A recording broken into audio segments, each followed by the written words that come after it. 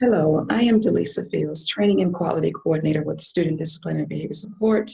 And today we're going to present to you a what we like to call an SEL starter series, group starter series. As many of you know, that our district has implemented a district-wide SEL curriculum. And so with that, we want to support our staff, our students especially, with implementing this new curriculum. And so what we've done is we have developed several slide videos with regard to or marrying the content that we found in the Caring Schools learning community. So what we have is one of the 5 competencies of social emotional learning, which is relationship building skills. And so you will find, for those of you who are supporting our K through 5 students, you will find this video to be very helpful. I will also encourage those of you who are supporting our older students that you may find this information adaptable to the students that you serve as well. So hopefully you'll learn something from this. You can take away some of what we shared here and apply it in your own buildings, in your own classrooms. So we're talking about character, empathy, and I particularly chose to use cartoon characters because, again, we're appealing to our younger students. But this content can certainly be adaptable. You can choose character empathy from books, from TV shows, movies, or what have you, whatever you feel that will appeal and best support our students. So let's get started.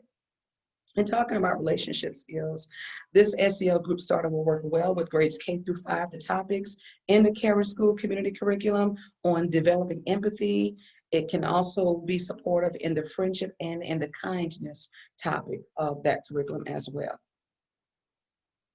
So we like to begin our groups because, of course, we are learning in a virtual environment for the most part. Things are changing, but still. So we want to set our norms, and we do this in every group, is we remind our students to give thoughtful feedback, because the purpose of the group, the purpose of teaching social emotional learning skills is so that our students can learn how to best engage with one another and develop those skills that they can use for the rest of their lives. So we want to make sure that we're emphasizing, I like to call it the group's acronym, give thoughtful feedback. In other words, each group member is expected to participate. Now, the level of a student's participation will vary depending upon their own personality. We have students who are introverted, and so they may give minimum response.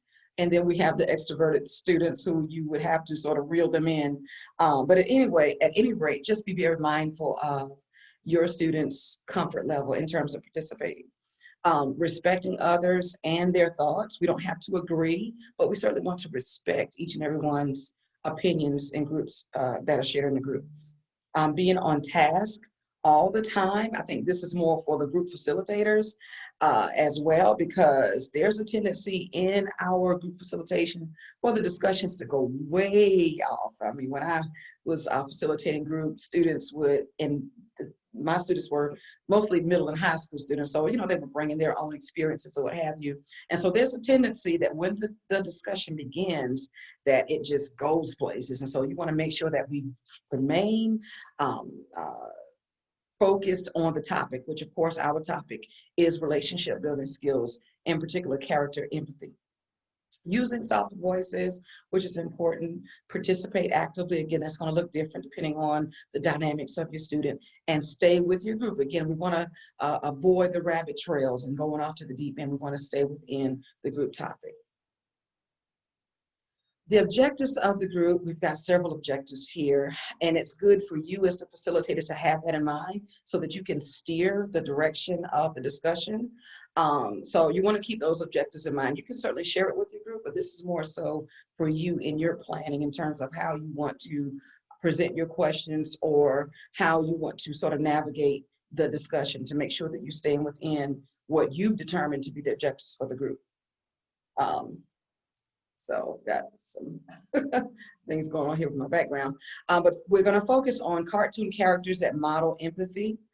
And I'm going to use several characters here You can, of course, use what works best for you. You know your students, you know what appeals to them, you know what's trending, and so you certainly want to use what works best for you and your students.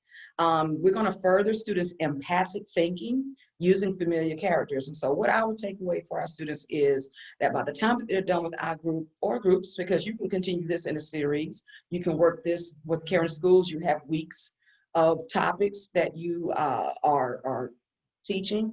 And so you don't feel as if you have to compress all of this information into one setting. Because what I found, and again, my experience has been with middle and high school, is that sometimes we would have a morning group and the conversations would be so rich that we would table it, return to class, and then come back in that afternoon and just hash it out. So don't feel as if you have to rush through. You really want to follow your students. I often say, let them, how do I say it? Let them drive, but you can, you control the gears, right? Let them steer the wheel, but you control the gears. So you know when we need to park, neutral, back up, or we need to go into overdrive. So you control that, but you want to allow this space for your students to express their thoughts, their feelings, their experiences. We don't have to agree with them, but we want to provide that respectful platform that as our students grow and as they develop into young adults and possibly successful contributors to society, that they know how to relate, they know how to build relationship skills, but not just build relationship skills, to maintain relationships as well. And communication is key. And so lastly, and the objective is to promote student practice of their emotional reactions. And so we want to sort of do some observations as we're looking at the clips and as we're talking about the topic, just monitoring their reactions and helping them navigate through that. So once we set the norms, what we like to do is what I like to do and what has been our department's best practice is to have a feelings check-in. Now, I just found out a few days ago that there's several other mood meters that you can use. I'm going to provide one here for you. If you don't have access to one, my email is provided at the end of the presentation. Feel free to email or call the office, and I will certainly send you a copy of what I have. So I'm going to be using what we call a feelings chart, but I found out that we're using some other types of mood meters as well. So whatever works for you. Again, just being mindful of your audience. What is going to resonate with them? What's going to get the best and most effective response out of your students? So you want to have a copy of that feelings chart or mood meter. And the chart that we use is one that is littered or colored with emojis. It helps students to identify how they're feeling. What we found, even with some of my middle and high school students, I'll check in with them and say, good morning, how are you feeling? Well, I'm feeling okay. I'm feeling some kind of way, or I'm feeling I. And so what we want to do, again, we want to build that emotional vocabulary and help them to identify, well, what do you mean by that? What do you mean I feel all right? What is contributing to those feelings? Let's help define that. And so you want to make certain not to judge or criticize a student for how they feel. In other words, if a student says, I'm tired, then we don't want to, chide that student. Well, what do you mean you're tired? You're a kid. You don't have bills. You don't have children. You go home and watch TV or play video games. What do you mean you're tired? You should have went to bed early. And so you don't want to, restrict a student's freedom in expressing how they feel. So again, we may not agree. I've had students, I'm bored, so you've got to remove your own, you can't take it personal because we're helping them. And they aren't where we are. And so they don't have that emotional intelligence skill developed just yet. And so they may say, I'm bored, I don't want to be here. And so my response would be, thank you for sharing. I understand that. I hope that I can make your day enjoyable, or I hope that I can contribute to helping you have a more productive or a better day. So again, just providing that support and not saying bored. So what you trying to say? I bore you? So you don't want to get into that kind of discourse. And that's easier for some people than others. So it's going to be a work. You may have to put that work in if you're one of those, right? So you want to support the expression of their emotion, regardless to whether you agree with it or not. That's really not that thing that we need to focus on. We want them to talk. We want them to open up. We want them to express how they feel. So let's move on. I'm going to show you what our feelings chart looks like. It's divided into 4 quadrants. If you watch some of the other videos that I've made, you're going to be like, okay, here she goes. So you can speed past this if you've already seen it, but it's just good to just get this in, right? And just make it become a part of who you are and a part of that facilitator that we are all becoming. But it's divided into 4 quadrants. We have the red, which is the more escalated, high energy, low pleasantness stage or quadrant. And so you've got that student who's in crisis, okay? And so our job then is to identify that and then provide some supports to help them de-escalate. You have a student who may be in high yellow, or in yellow rather. Yellow is going to represent high energy, high pleasantness. And so this student is in a really good mood, you know, and so you want to support that as well, because you don't, you know, that too could be a crisis when you have a student who's just so euphoric, you can't even get anything out of them, you know. So you want to provide supports regardless to which quadrant that student is in. But high energy, high pleasantness, they're in a pretty good mood, most likely going to be cooperative, participative, and things of that nature. Low energy, but high pleasantness is your green student, and they're pleasant, they're satisfied, they're peaceful. This is a student who says, I'm all right. And so if you have a student who says, I'm all right, then what I would do is say, well, it sounds like you may be in the green. And so again, you want to sort of drive that student to making a definition of their expression. So I may say, so when you say you're all right, does that mean you're satisfied, or does that mean that you're relaxed? Like, what does that mean? And so you want to help teach and coach them into using their emotional vocabulary. And then, of course, you have the student in the blue, and this student is depressed. And can I just be honest, with the pandemic, with the high unemployment, with the political unrest, and so much that's going on in our nation, some of us are here. I'm here a lot of times. So you have students who are learning at home. I've got 2 college students and a high school senior at home. So Ms. Fields is often in the grouchy. I'm like, open up and let people free. Yeah.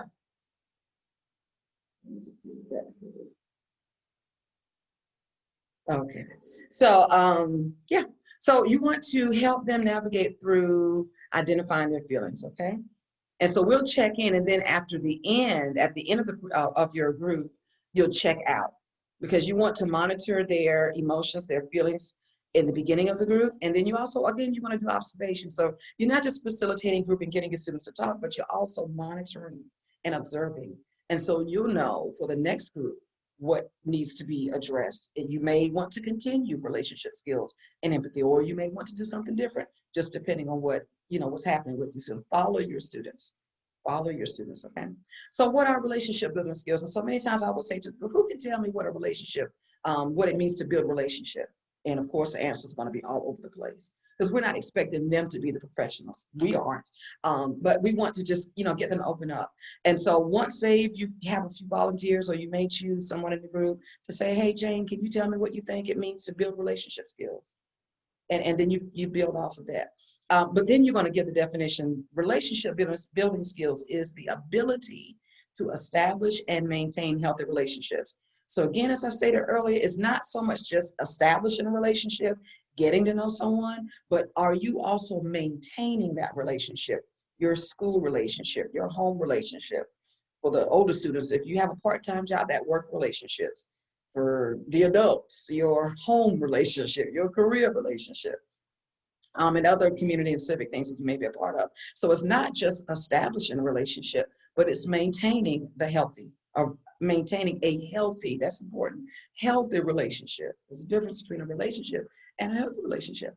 And so, and then also it is the ability to communicate clearly, to listen well, to cooperate with others, to resist inappropriate social pressure, and to negotiate conflict constructively. That's very important, especially in our city. There's a lot of conflict that is not being negotiated constructively, that's ending in gun violence. So when we as educators can train and teach and coach our students, we can quite possibly divert the next generation of gun violence, or at least affect it in a positive way or negative, whatever that means. And so that definition came from Castle, okay? let's move forward. So here's where we make the connection before the content. So you've checked in with your students' feelings and you've given them sort of an insight in terms of what the group discussion is going to be about. So before you actually get into the content of the lesson, just build a connection there. And so I would use something like this, and I would have a chart with different facial expressions. And I would say, hey, Johnny, choose one image, one facial expression from the chart and describe how that character may be feeling. Because again, we're talking about becoming empathic. And so understanding how another person is feeling. Can you identify how they're feeling? Can you understand how they're feeling? And can you provide support for that feeling, positive support? And so have them explore how they would support a classmate who is exhibiting or manifesting a similar expression. And so Johnny may choose this particular expression. And so I would say, okay, what do you think this young guy is feeling? And he may say, well, maybe he chewed he's at lunch and he bit into something and had a toothache, or maybe he ate a sour candy and it was a little bit more sour than he thought. So again, this expression can mean several things. He could have bumped his toe on something. He could have failed his test or what have you. So, there's no there's no right or wrong answer. This is based out of their own perception. And so as they identify that particular facial expression, build a conversation around that. So what do you think is happening? If you were Johnny's friend, or if you were seated next to the student, what would you say? How would you support them? Well, I would say, do you need some help? Or I would say, should I get the teacher?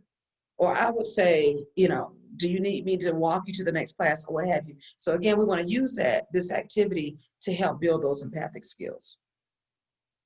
So now we're going to get into the lesson. So as I stated, this lesson was primarily built to support our K through 5, but listen, you can adopt it or adapt it to middle or high school grades. You could even use it for some of your adult groups. But this is Daniel Tiger's Neighborhood, sort of a spinoff from Mr. Rogers' Neighborhood.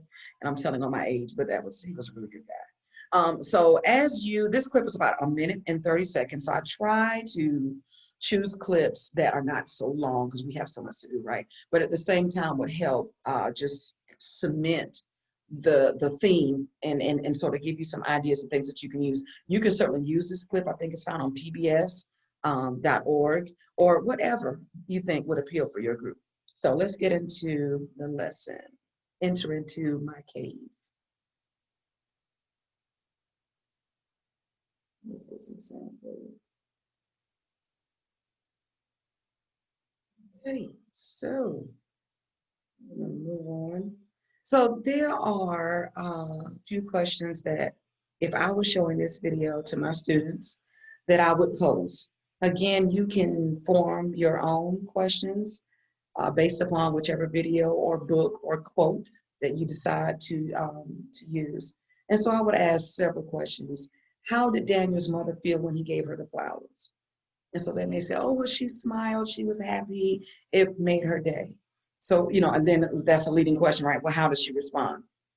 Number 3, how did the owl feel as Daniel was preparing his toy? So did you notice that?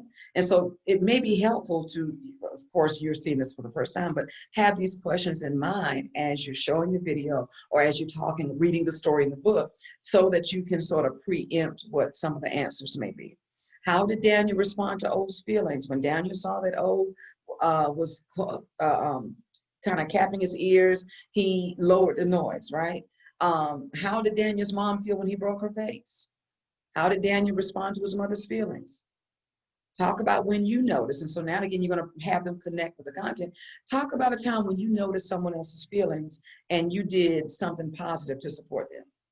And so they may say, well, I remember when my mom had a new baby, we had a new little brother at home and I was playing Fortnite or whatever. and my mommy said, I'm really tired and I really need some sleep, or the baby's waking up. So what did you do? What did you do? Well, I turned my TV down and I shut my mom's door. So again, just helping them to understand how to observe and be sensitive and be cognizant of someone else's feelings outside of their own. So again, these questions you can frame based upon these responses that you want from your students. These are just some good ideas that you can work with. All right. And so as you're coming to the closing of your group, you want to sort of just give that summary, encourage your students to look more closely at the feelings of others, even as they're watching movies, cartoons, or whatever their favorite thing is. Say, hey, you know what, have you ever thought about how this character felt when this happened? Or does anyone want to share a time when they watched a TikTok or whatever, and you noticed or you paid attention to a behavior and it elicited some type of response, or you felt that you could have supported them?